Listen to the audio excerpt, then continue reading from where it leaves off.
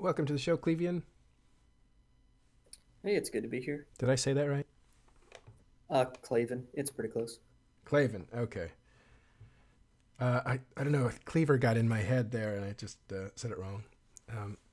You were from where? You mean geographically? Well, in the game, yeah. Like, what alliance are you affiliated with? So, currently affiliated with the Rejection of Sovereignty Alliance. One of the sitting CSM members is a part of the alliance as well, Kyle Aparthos. Oh, are you former SMA as well?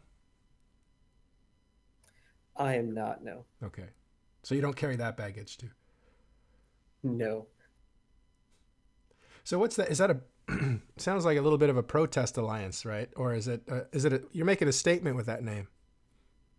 Yeah, the alliance itself is based out of wormhole space, where, sovereignty for the most part doesn't exist aside from just players trying to claim that we own this. Yeah, it's a bit of a protest. Most everybody in the alliance has had experience with sovereignty, with the Sov Wars of Nullsec. Quite a few of the guys in my current corporation, we all flew together years ago back out in Provi Block. Pravi Block. Were you there? Like it looks like you started in 2008, 2009 era. Yeah, I was out there with CVA. I was actually part of the Sylph Alliance. Oh, I really liked that name. What was that like?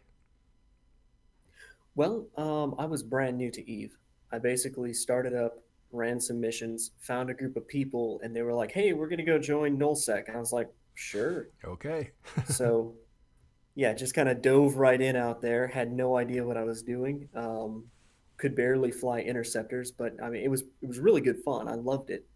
Yeah. What I didn't like had to do more with just the Sov politics and the non-aggression pacts that would be signed one day and broken the next day. And Now, not by CVA. So you were in this playground where a lot of new people would go before there was anything like a Karma Fleet or a Horde or a Brave, even before them. There used to be Providence, and that's where people would go to kind of put their feet in the water to see what living in Nullsec was like. Because it was semi restrained. Not everybody was out to kill you there. And so people would kind of, that was their entry point into the wider game. So it's not really the treaties and the bluing up or the betraying of treaties that CVA was a part of, because they really weren't. It seems like you were protesting or didn't like the idea of what was going on around you at the time, which was a lot, actually. oh yeah, there was quite a bit. I mean, we were out there. I went out there just as Bob fell, Right. and you had this big upset in sovereignty when they collapsed, and everybody was running around trying to claim as much territory as possible. So it was a zoo. Oh yes, and so CVA was great. I mean, we liked being around with CVA, but there was a bunch of other people trying to push in, and we just couldn't really hold back against it. Yeah. I guess when the great, war was over, people were looking for more content. I hate that word, but content. So they probably thought, well, let's go relax in CVA and kill new guys. That would have been you. Oh yeah, that was definitely me. So how did that like form your vision of what Eve was? Like, how did you? Because it seems like you took a break after that, or did you? Yeah, I actually did. The break was more for real life stuff that was taking place, Mhm. but it cemented my love for the game of Eve. It did. How did taking a break cement it? Not taking the break, Oh, but sorry. Yeah. the experience out there with the Pravi block and with the wars and everything that was taking place. It cemented my love for the game itself and for the possibility that you could find in Eve. That's really cool because you're part of an interesting generation. Pro God came out of there same time. A lot of people. I forget who else, but you were in there at probably the most exciting time for CVA because it was very social. There was a lot of activity going on, and a lot of people had come into the game And like I said, that was the place to go if you wanted to get into nullsec early on in your career. Um, so that's you're kind of part of a interesting class of players that have gone through. So anyway, you ended up. What happened after CVA? You took. Go ahead and describe what happened after that. Well, so after my time with Sylph and CVA, the group of guys that I was with, as it was very clear the alliance was collapsing, people were pulling out. We went back up into high security space, and we were trying to figure out what to do. And so we formed a alternate corporation with some brand new alts we rolled up, and we actually started doing high sec war decking, which a lot of people hate. I'm Mm-hmm. not trying to get the ire there, but it was quite a bit of fun being mercenaries and that sort of gameplay. And that's declaring war on groups is different than ganking them. You were how right? Would you say there's a difference in mentality, or is that kind of the same thing? Like let's find people to kill. It was a much different mentality, even from what people know of as high sec war decking today. Uh, Back then, 2009, we had groups of guys that were flying around looking for targets and not just scanning the trade route from Amar to Jita and just tagging everybody that comes along, but actually looking for people that would give good fights, looking for people that seem to own certain areas, or finding targets that somebody might pay us to attack. And then we would broadcast that and we'd say, hey, we found where these guys are. We know their trade routes. We know when they log in. We know who plays. We know what they fly. Do you want us to attack them for you? And a lot of times people would pay us to do it. Oh, I see. So you were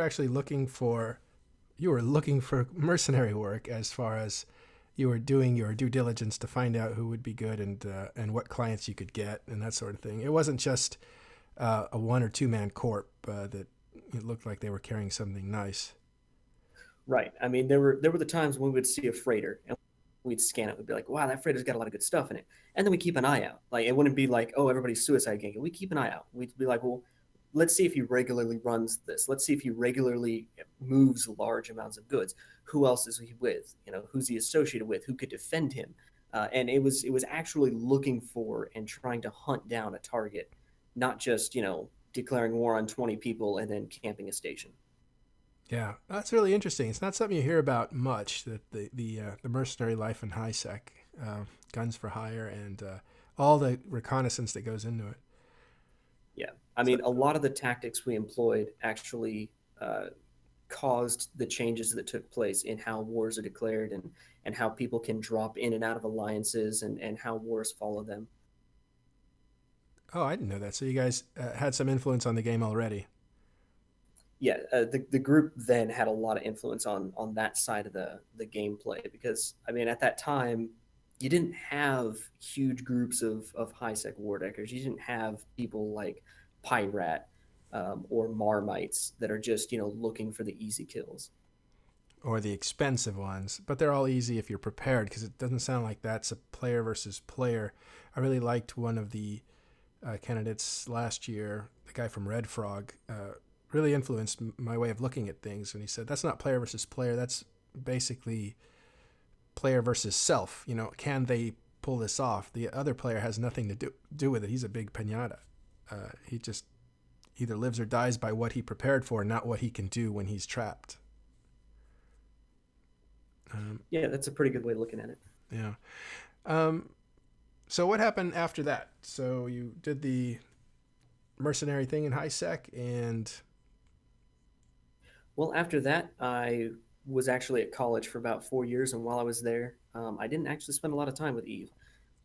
good for Logged in a you. bit, changed, got my skills training as much as I could, but I really didn't do much with Eve until I came back. And when I came back, the high sec war decking group was pretty much gone. Most of my guys had gone off to other groups or they'd stopped playing. And Mhm. so I actually had, myself in a stealth bomber and nobody to bomb. And so I, flew back out to my old stomping grounds of CVA and Provi space and just started solo bombing stuff. All right, so you came back around 2013. Yep, 2013, right in August, September. Yeah, that's also when the game was probably at its peak as far as population. It's actually we're not that far from it, but that was like when the most amount of people were in. I believe there's a lot of politics going on at that time too. So you were bombing people alone in Pravi. Did you feel guilty for killing your, your former self? Um, kind of. Most of the targets were corporations that I had never heard of before. There were a few people from CVA, and I was like, CVA, kind of feel guilty. But I mean, I flew back out there. The part that made me feel the most guilty, I guess, was the fact that I had bookmarks for pretty much every tactical, every station over the entire area. Ah, that you had when you were in CVA. Right. And I mean, it didn't last very long. I would bomb a few people. There were a couple of times I bombed somebody and he had like a bunch of, exhumers in the hull of his cargo ship that had just blown up. And so, I gave them back to him afterwards and that sort of thing. So I wasn't a complete douchebag, but I found it kind of fun to be solo. Yeah. And at that point, you Uh, were playing solo. I mean, not just were you playing the game solo, but you were kind of by yourself in the game. Yeah, the corporation that I was with was just me, and so there was nobody else really around. That lasted for about 2 months, and then one of the guys I used to play with came back online and said, "Hey, do you want to join me? I'm with this group. It's called Kill It with Fire," and I was like, "Sure." Oh, I always like that name. One pattern I've already detected is you're joining groups that have names that I actually really like. What was Kill It Like Fire like? So, Kill It with Fire was a wormhole based alliance. That's actually where you had, Hard Knocks, the Suicide Express, which I'm part of. You had Ectua. You had quite a few groups that were pretty PvP centered, and they were capitalizing on C5 wormhole space at the time that I joined. Oh, C5s. The Great Highway, right? Yes, and this was before the escalation nerf, and so the massive moneymaker that C5s were, and so I came back. I had solo bombed a little bit. I was joining Kill It with Fire, and I was getting into an aspect of Eve that I had never experienced before, which was wormhole space. Yeah. How would you contrast these three areas that you were a part of so far? One is newbie experience in Providence, second being high sec mercenary, also bomber solo. We'll consider those three actually. And then now wormhole space. So the two that were probably the most similar to me would have been when I was out bombing solo and with wormhole space. A lot of the time, I was hunting by myself. I was cloaked. I was trying to find what it was that would give me some excitement in Eve. Um, when it came to being out in nullsec, being in highsec, like they're very distinct areas of gameplay within Eve. Even when it's just the newbie zone of nullsec. Mhm. And it sounds like this is a long way away from the stuff you didn't like, which was the politics of, nullsec. Right. While I loved being out in nullsec in terms of like it was dangerous, there was that bit of excitement that at any moment somebody could be showing up and trying to shoot me. Um, the rest of the nullsec experience really wasn't what I was looking for in gameplay, and I was able to find that dangerous, exciting feel when I went into wormhole space. Yeah. It kind of sounds like you like hunting. Yeah, actually, I currently hunt for several different MPSI Blops groups. Are you good at scanning? Yep. I find that to be probably the one thing you can be good at that applies everywhere, like almost everywhere. Whether it's hunting or moving logistics or just general traveling, finding those shortcuts is essential. Yep. Now, prior to 2013, I had never trained a single scanning skill. I didn't know anything about scanning. I didn't even know that I could launch probes from a ship and scan stuff down. Like that was completely new, and I was introduced to it by my friends when I went to Kill It with Fire and I joined the Suicide Express. Right, the Suicide Express. Right, cool. But you've also done other stuff, right? Like I think I got I think I understand who you are in a certain respect, but what about trading? Did you do anything with markets and trading and that sort of thing? Yeah. So one thing that I've been doing since about, I'd say, August of last year, somebody was talking to me about, well, there's different aspects of PvP and Eve, right? There's market PvP, there's, local PvP with trade scams. And so I was like, well, let me try these out. Let me get into this. And so I wanted to experience these other aspects. And so yeah, I went to Amar, I went to Jita, I started trying to do the station trading and moving goods from here to there to get the best prices. Currently working out of a market hub, out near Delve and Declan. Mhm. So, of all your endeavors, which one made you the richest? Investing in geckos in 2013. So those were drones that ended up being exclusive, and they eventually got popular. It took a while, but you held on to them long enough to make a killing. Well, yeah, 2014, I guess, was when I first got some of them, and some people basically gave them to me and said, "Here, if you can use them, use them." And so I had like 500, 600 of these things, and then you know, 2015, 2016 rolls around, and I'm like, "Hey, I can sell these." Yeah, for 70 million a pop. I think a few doctrines, I think even PVE doctrines, which are even better, got popular with those. And for a while, they were 70 million, and so that's quite a bit. And then they started dropping again, and so their price immediately started to drop. So you got out of the market before that, I take it. Yep, I've got a couple of dozen geckos left, most of them for personal use. Yeah. Well, it's interesting. So you're kind of an anti coalition person. You want to represent everybody, right?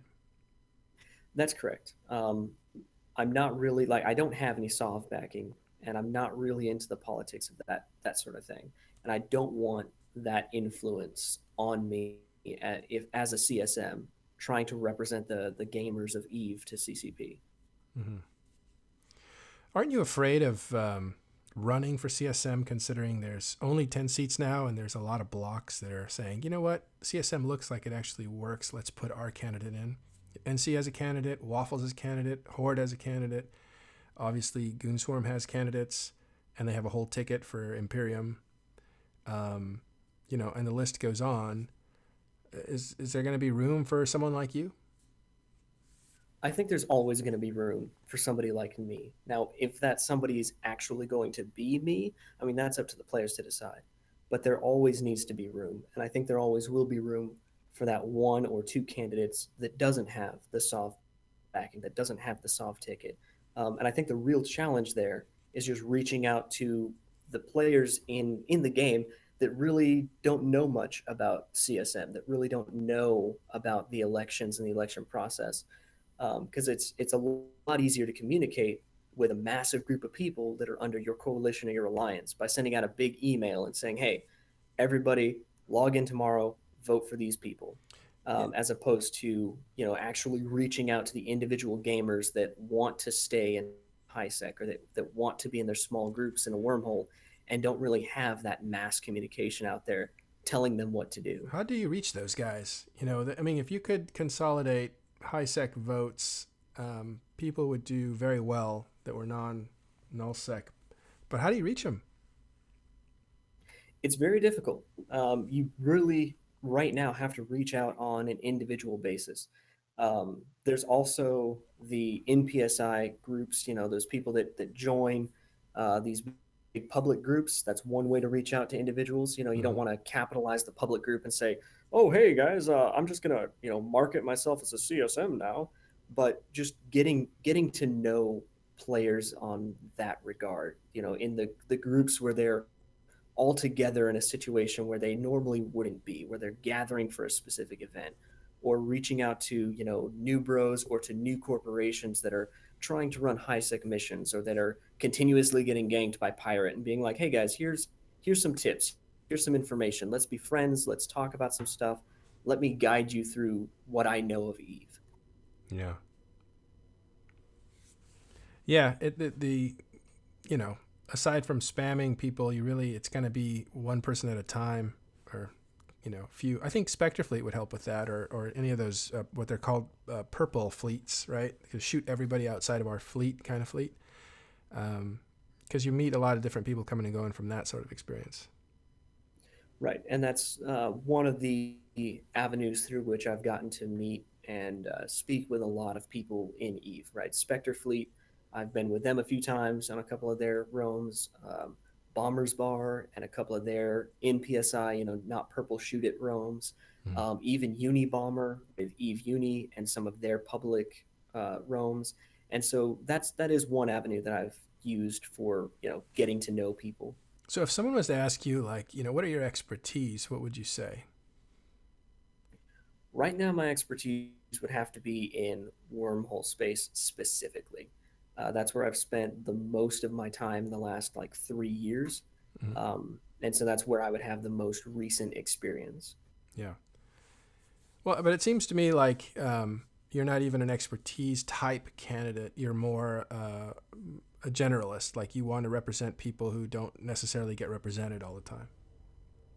That's correct. And that's one reason why I didn't market myself or even put a campaign thread together saying, hey, I'm a wormhole candidate. I don't want to be the wormhole candidate. I want to be a candidate for Eve players that is there to make sure CCP doesn't screw up their game too badly. Right.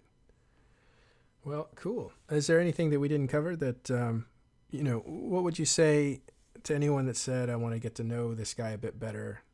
Not your skill set so much, but, the actual person. Is there anything that you would want to, anything interesting? Surprise us. Or Well, not. I really like to drink tea over coffee. That's one thing. I think you just won the English vote. Congratulations. Yeah. Thank you So very much. you sound like a young man, though. You went to college not long ago. Were you playing Eve before college? I think you were. I was. I actually started playing Eve when I was a pretty young teenager. Most people would have complained that I was one of those 12-year-olds running around flying spaceships. Were you actually 12? No, I wasn't. Oh, you just acted like a 12-year-old. How old? Okay, you don't have to tell me how old you were, but you basically played when you were a young teenager. You took a break. You did college and stuff like that, and you're probably in your 20s, and you've been at the game for a long time. Yeah, that pretty much sums it up. That's great. Well, cool. It's nice to meet you, Claevyan. Claevyan? Yeah, Can you Cleveland works. Most people call me Clay. Clay? I'll say that. Clay, it's nice to meet you. Good luck on your campaign. Hey, thank you very much, Matterall.